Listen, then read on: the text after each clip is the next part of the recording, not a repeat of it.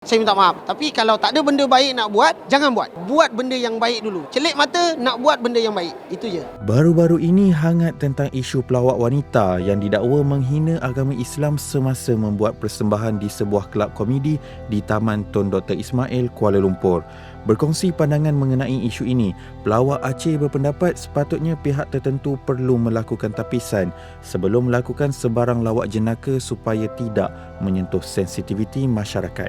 Komen saya, kita ni hidup ni kalau tak ada benda baik kita nak buat, kita jangan buat. Apa saja perjalanan kita celik je mata bangun pagi, kalau kita tak ada benda baik nak buat, jangan buat. Kalau rasa benda tu, benda ni mengganggu-gugat semua orang. Saya bagi satu contoh lah. Okey, katalah kelab tu ditutup. Mungkin ada orang yang bekerja di situ yang memakan gaji, dan orang yang ada gaji tu ada anak bini. So bila ditutup, dia nak kerja mana? Menyusahkan orang lain. Dan benda tu terpalit kepada semua orang, kepada kami yang mungkin di dalam bidang lawak. So saya nasihatkan, kita tak boleh meletakkan kesalahan 100% pada dia. Sebabnya dia dah diberitahu itu adalah open mic. Okey? Jadi adalah sektor-sektor lain yang boleh menghalang dia sebelum dia naik. Kalau boleh selepas ni untuk naik apa-apa pentas pun, kalau benda tu melibatkan open mic sekalipun, kena ada tapisan.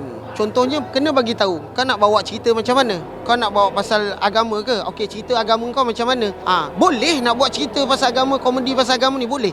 Tapi mungkin ada pergulungan di belakangnya. Itu kadang-kadang sedih juga kita rasa kan. Nak buat macam mana, benda pun dah berlaku, itu berlaku tu kadang-kadang untuk memberi pelajaran pada kita.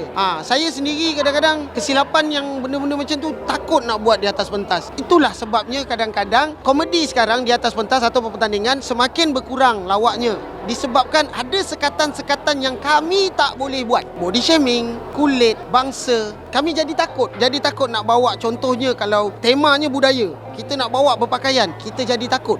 Takut mempersendakan. Jadi komedi dia jadi kurang. So penerimaan kepada orang-orang di luar sana terpaksa terimalah apa yang kami sampaikan. Kalau jadi. Kalau tak jadi tu bermakna kami dah memang susah, dah kurang dah komedi tu. Disebabkan perkara-perkara macam ni. MC kena ambil tindakan, kena ambil akta, buat akta. So kita kena ikut, kita cek makan kan. So itulah di antaranya lah luahan saya kan. Saya minta maaf lah kalau saya salah, saya minta maaf. Tapi kalau tak ada benda baik nak buat, jangan buat. So, macam Aceh sendiri sokong tak kelab komedi ni ditutup ataupun ditutup sementara atau macam mana? Saya di tengah tutup sementara. Saya pernah tengok dan banyak, saya juga follow Comedy Crack House ni. Dia banyak menghasilkan orang-orang yang kurang berani naik atas pentas untuk menjadi lebih berani untuk bercakap, untuk bercerita dan sebagainya. Itu bagusnya kelab tu. Sebab kalau dia nak masuk ke stage televisyen apa semua, memang susah lah kan. Mungkin nak ada ruangan-ruangan yang lain, peluang-peluang yang lain. Jadi di situ adalah ruang untuk mereka. Tapi bukan peluang untuk mereka melakukan apa sahaja yang mereka mahu. Saya percaya agama lain pun menekankan buat baik kepada sesama manusia. Itu saya yakin. So mungkin kali ni Aceh membintangi musical lawak superstar dengan gandingan yang baru. Gandingan ni adalah gandingan yang santai-santai. Maksudnya kita deal tu secara santai. Kau nak masuk? Nak masuk? Nak masuk? Jom lah. Jom. Dia macam tu. Masuk pertandingan ni semua ada expectation nak jadi juara kan. Pada tahun ni ramai muka-muka baru.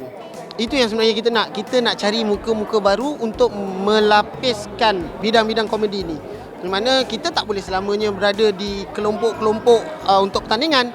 Mungkin kita akan pergi kepada pencari-pencari konten ataupun ke bidang-bidang yang lain. Tapi sebelum mereka masuk ke dalam bidang ni, kena ada orang yang lama di dalam tu. Setidak-tidaknya bukan untuk orang kata mengejar sesuatu yang tinggi tu juara ke apa ke, tapi memberi saingan dan memberi tunjuk ajar kepada mereka yang muka-muka baru ni nak belajar. Program-program TV macam ni, inilah masanya untuk korang bagi sokongan semula. Sebab kita selepas pandemik apa semua, inilah program-program yang boleh memulakan kembali program-program macam Majok Mega, Musical Lawak Superstar. Korang kena bagi sokongan sebab program-program macam ni telah pun disokong dan ditapis oleh MC-MC dan diberikan kawalan yang ketat untuk semua tontonan umum. So jangan lupa untuk saksikan Musical Lawak Superstar pada 22 hari bulan Julai ini.